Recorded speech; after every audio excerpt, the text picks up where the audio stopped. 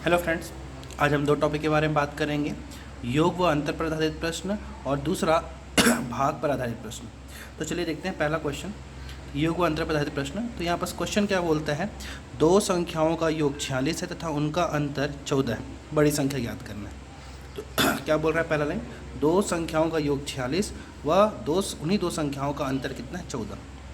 तो यहाँ पर वेरिएबल मान लिए, पहली संख्या मान लेते हैं x है, वह दूसरी संख्या क्या है, y। ठीक है, अब यहाँ पर क्या करते हैं, ये प्लस है, ये माइनस चिन्ह है। ठीक है, हमको बड़ी संख्या निकालनी है, तो बड़ी संख्या हमेशा क्या होगी, आगे वाली रहेगी, क्योंकि घट के बड़ी संख्या से आएगा आंसर। तो यहाँ पर क्या करते हैं हम लोग, यहाँ पर जोड़ देते हैं। तो x और x को जोड़े तो 2x हो गया, y और यहाँ पर जोड़े और ये माइनस चिन्ह है, तो क्या हो जाएगा, y और y घट जाएगा। और यहाँ पर 46 और 14 जोड़ के क्या हो जाएगा, 60। इस तरफ क्या दिख रहा है हमको, 2x दिख रहा है, 2x इक्वल टू 60। तो x इक्वल टू क्या हो जाएगा, ये 2 तीसम, तो यहाँ 60 हो गया।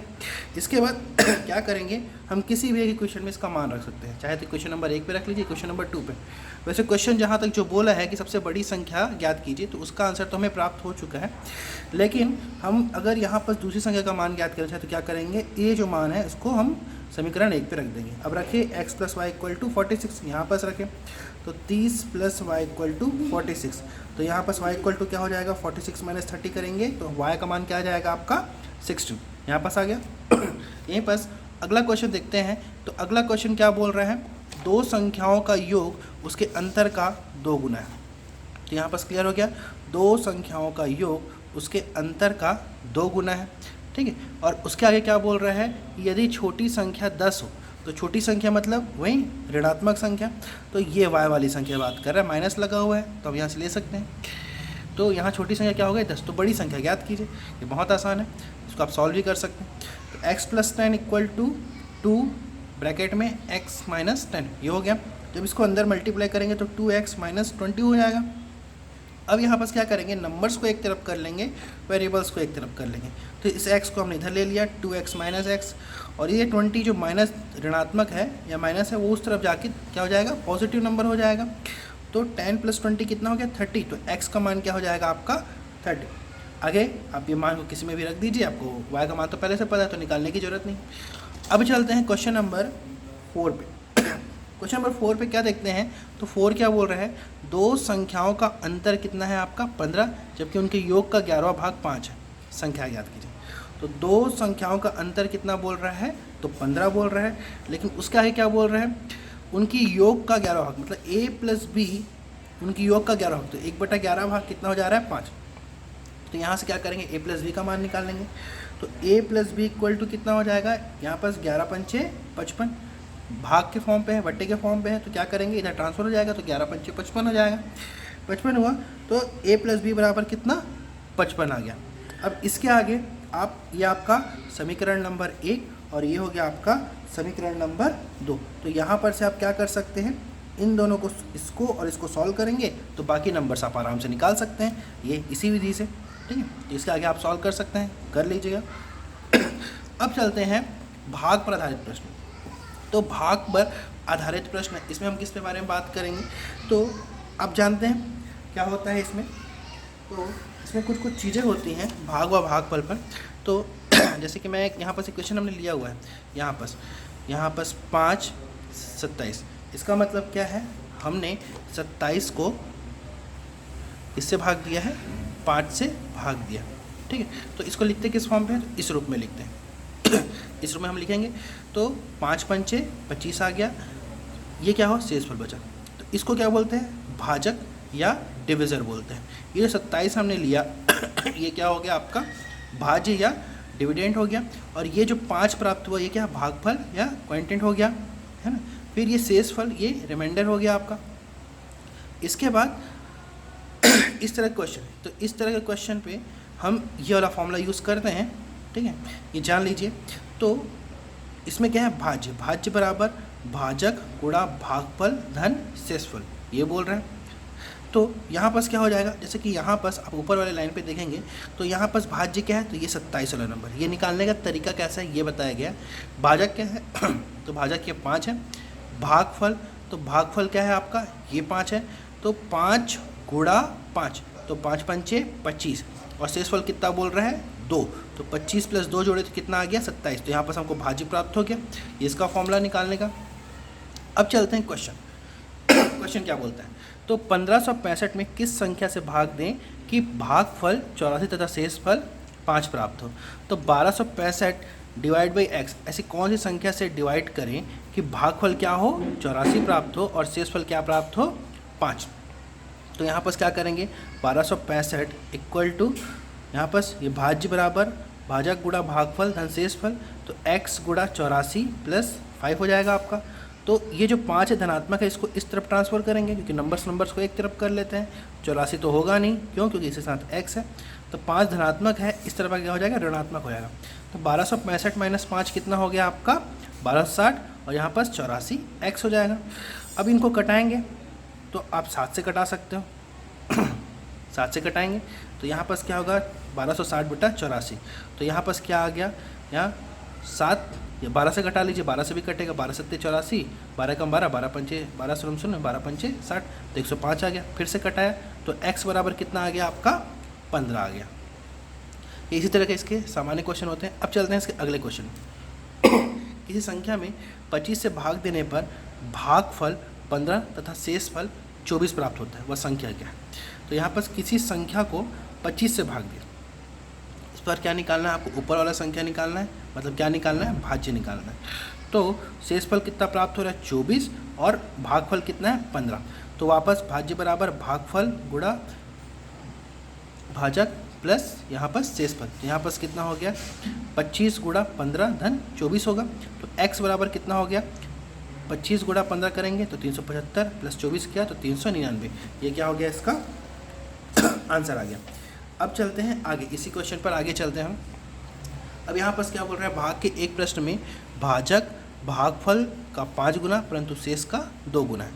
तो यहाँ पर मान निकालने को बोल रहे हैं और यहाँ पर शेषफल क्या दे दिया है 30 दे दिया है। तो सबसे पहली बात जो ऊपर वाली लाइन है, भाग के एक प्रश्न में भाजक भागफल का 5 गुना, इतने लाइन को एक इक्वेशन बनाने, भाजक बराबर भागफल गुणा 5। फिर आगे पढ़ते हैं कि भाजक शेष का 2 गुना है, तो भाजक बराबर शेषफल गुणा 2। तो भाजक बराबर 30 गुणा 2 हो जाएगा आपका, क्योंकि यहाँ पर शेष का आंसर 30 दे दिया, इसमें रख दिया हमने मान। तो 30 गुणा तो भाजक कितना हो गया 60। अब इस 60 के मान को क्वेश्चन नंबर 1 में रखें तो क्या प्राप्त हो रहा है, भाजक बराबर भागफल गुणा 5। तो भागफल गुणा 5 कितना, तो 5 12 60, तो भागफल कितना प्राप्त हो गया 12। अब सूत्र में रख दिए भाज्य बराबर भागफल गुणा भाजक धन शेषफल, तो यहाँ पर कितना 12 गुणा 60 प्लस 30 हो जाएगा। जब ये हो गया तो यहाँ पर क्या आंसर आएगा, 12 गुणा 60 करो तो 12 छक्का 72, तो 720 प्लस 30 कितना हो गया 785, इसका आंसर मिल गया। अब चलते हैं अगले क्वेश्चन पे। एक संख्या में 69 से भाग देने पर शेष 45 प्राप्त होता है, यदि उसी संख्या में 23 से भाग दें तो शेष कितना प्राप्त होगा, है ना। ये सब क्वेश्चन अपने आप में अलग अलग है, तो सबको ध्यान से देखिएगा। x बटा 69 इक्वल टू शेषफल कितना बज रहा है 45 बज रहा है, ठीक है। तो अगर उसी संख्या को 23 से भाग दें, इस x को अगर 23 से भागे शेषफल क्या प्राप्त होगा। तो आपको पहली बात ध्यान देना है कि ये जो 23 है ये छोटा है इस 45 से, तो हम सीधा क्या करेंगे शेषफल को डिवाइड कर देंगे। जो 45 बचा है पहले क्वेश्चन पे, क्योंकि जो अगली संख्या से भाग देना है वो छोटा है, तो 23 से जब आप भाग देंगे तो क्या आ जाएगा आपका 23 से कम 23 बचा, शेषफल कितना, तो शेषफल आपका 22 प्राप्त होगा।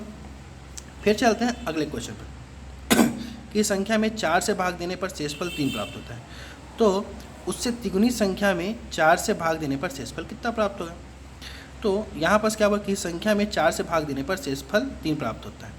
तो ऐसे क्वेश्चन को क्या करना है, आप मान लेते हैं भागफल 1 रहा होगा, तो छोटी संख्या मिल जाएगी, भाज्य बराबर भाजक गुणा भागफल धन शेषफल, तो 4 गुणा 1 प्लस 3 तो कितना आ रहा है आपका 7 आ रहा है।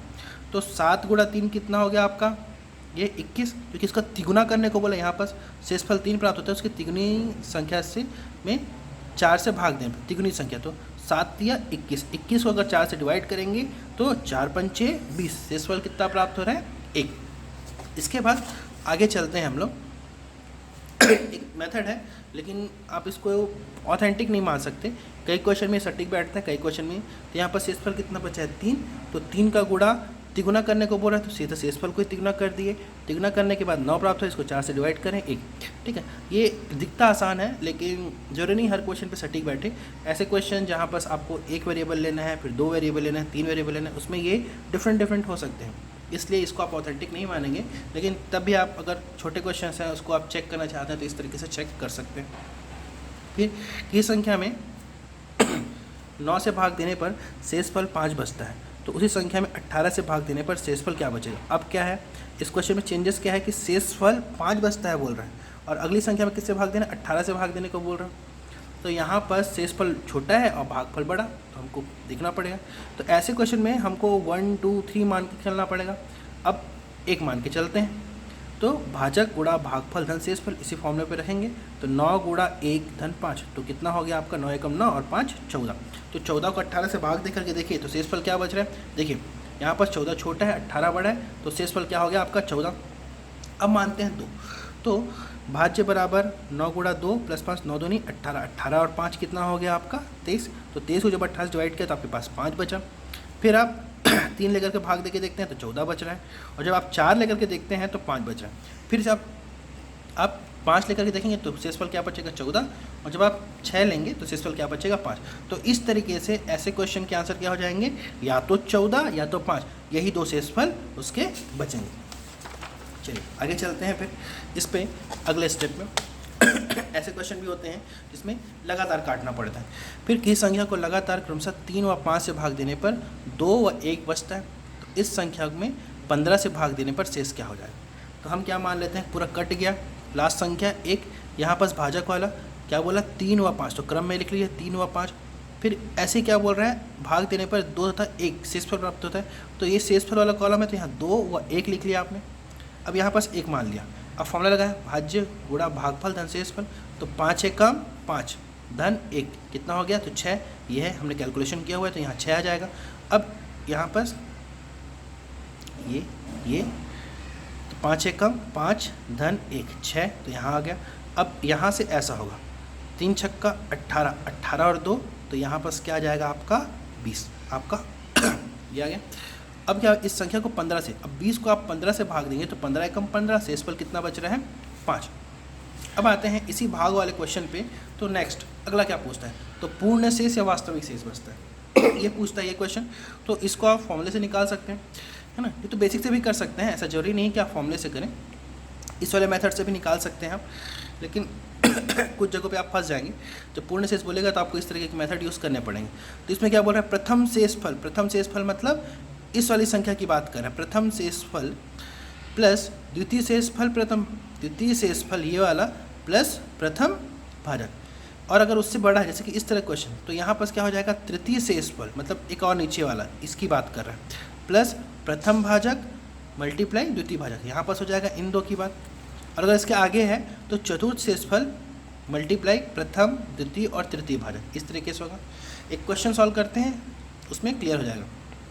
कई दहाई सैकड़ा हज़ार 10,000 लाख 10 लाख, तो 34,35,678 एक नंबर है जिसको 5 3 7 से क्रमशः भाग दिया गया। उसमें शेषफल क्या प्राप्त हुआ 3 0 और 5 तो हम भाग देके देख लेते हैं।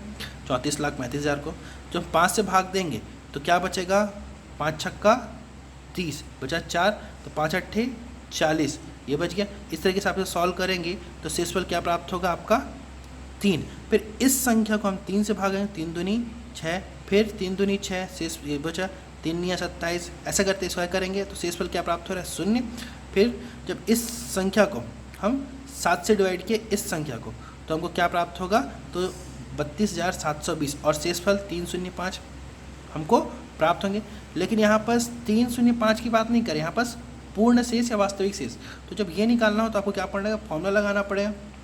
तो फॉर्मूला क्या था, प्रथम शेषफल धन, याद रखिएगा प्रथम शेषफल धन, उसके बाद क्या है द्वितीय शेषफल गुणा प्रथम भाजक, इसका और इसका गुणा हो रहा है तो 0 गुणा आपका 5 हो गया, प्लस धन, उसके बाद तृतीय शेषफल गुणा प्रथम भाजक गुणा द्वितीय भाजक, तो 5 गुणा 5 गुणा 3, तो आपको क्या होगा 5 5 25, 25 दिया आपका 75, तो यहाँ पास आ गया 75 तो आपका आंसर क्या होगा 75 + 3 78, क्योंकि 0 गुणा 5 से होगा तो 0 ही प्राप्त होगा। अब चलते हैं अगले क्वेश्चन पे। यदि किसी संख्या में 9, 11 और 13 से भाग देने पर शेष क्रमशः 10, 0, 12 प्राप्त हो, यदि भाग का क्रम उलट दिया जाए तो पूर्ण शेष क्या होगा? तो क्या बोल रहा है, 9, 11, 13 से भाग देने पर शेषफल कितना प्राप्त हो रहा है? 10, 0 और 12 ये प्राप्त हो रहा है। तो भाज्य बराबर भाजक गुणा भागफल धन शेषफल ये होगा। तो 13 मान लेते हैं, ये वाली संख्या माना 1 होगा, तो 13 एकम 13 + 12 कितना हो गया आपका? 25 हो गया। फिर इसी क्रम में होता है, याद रखिएगा, इस क्रम में, है ना। फिर 11 गुणा यहाँ पर जो संख्या क्या आएगी? 25 आएगी, तो 25 आप लिख लीजिए। तो 11 गुणा 25 धन 0, तो कितना आ गया? 25 गुणा 11 275। तो यहाँ पर क्या लिखाएगा? 275। फिर यहाँ पर क्या होगा? 9 गुणा 275 धन 10, तो यहाँ पर कितना? 2485 ये आ रहा है। इसके बाद अब क्या करेंगे, अपने को संख्या मिल गई, 2475 को क्रम को उलट दिया जाए बोल रहा है भाग करने के। तो 9, 11, 13 था, इसको क्या करके बोल रहा है वो? 13, 11 और 9 करने को बोल रहा है। 13, 11 और 9, 13 से भाग किया तो 191 प्राप्त हुआ और शेषफल कितना प्राप्त हुआ? 2। जब 11 से भाग किया तो 17 प्राप्त हुआ और शेषफल कितना प्राप्त हुआ? 4। और 9 से भाग दिया तो यहाँ पर आपको क्या है? 1 आ गया, है ना। और शेषफल कितना प्राप्त हो रहा है? एक ही बार में जाएगा, 9 एकम 9, बाकी 8 बच जाएंगे शेषफल। तो ये हमको शेषफल प्राप्त हो गया 2, 4 और 8। अब हमको पूर्ण शेष प्राप्त करना है। तो पूर्ण शेष का फॉर्मूला क्या है? तो प्रथम शेषफल, उसके बाद प्लस द्वितीय शेषफल गुणा प्रथम भाजक प्लस तृतीय शेषफल गुणा प्रथम भाजक गुणा तृतीय भाजक। तो 2 का 2 हो गया, प्लस द्वितीय शेषफल गुणा प्रथम भाजक प्लस तृतीय शेषफल गुणा प्रथम भाजक गुणा तृतीय भाजक। जब इस तरीके से कैलकुलेशन किया तो इन तीनों का गुणा करने पर क्या? 13 गुणा 88, तो 1144 प्राप्त हुआ। ये 13 चौक 52 और 2 का 2, सबको जोड़ा तो 1198 प्राप्त हुआ। धन्यवाद।